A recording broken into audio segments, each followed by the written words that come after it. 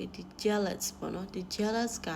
တချို့တွေကမေးကြတယ်တဝင်တူတဲ့နေရာမှာလည်းသုံးလို့ရလား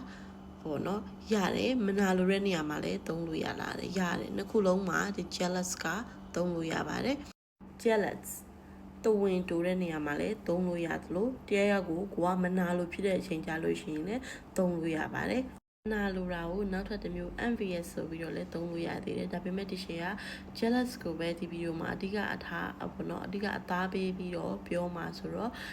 ဒါကိုပဲသင်ပေးမယ်နော်များမှရှိတဲ့အရာကိုမှမရှိရင်မနာလိုတာပေါ့အဲ့လိုနေရာကြရင်လည်း jealous ကသုံးလို့ရပါတယ် for example okay for example she's jealous of my job သူမကငါ့ရဲ့အလုပ်ကိုမနာလို့ပေါ့နော်ကိုမှရှိတဲ့အရာကိုသူများမနာလို့တာပေါ့အဲ့လိုမျိုးလည်းသုံးလို့ရပါတယ်တဝင်တူတဲ့နေရာကြရင်လည်းသုံးလို့ရတယ်ပေါ့နော်ဥပမာကိုချစ်တဲ့လူတွေကပေါ့ကိုချစ်တဲ့ကိုခင်တဲ့လူတွေကအခြားလူတွေနဲ့တွားရောလို့ကိုကတဝင်တူတဲ့ခါကြလို့ရှိရင်လည်းသုံးလို့ရပါတယ် okay for example she's jealous when I talk to other women